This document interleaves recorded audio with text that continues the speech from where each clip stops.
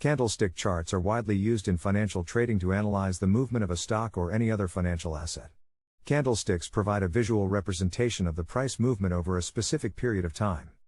Each candlestick represents the open, high, low, and close price of a stock for a specific time period. The body of the candlestick represents the opening and closing price, while the wicks or shadows represent the high and low prices. The path of a candlestick in charting tells a story of the stock's price movement. The color of the candlestick can indicate the direction of the price movement.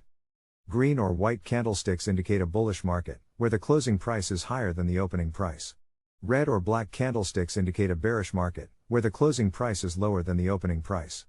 If the closing price is significantly higher than the opening price, the body of the candlestick will be long and green/white, indicating strong bullish sentiment.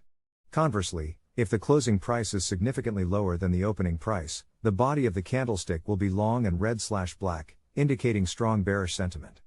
Finally, the candlestick is a wise shortcut for what really happens during the candle's time period. You must acknowledge this internal path.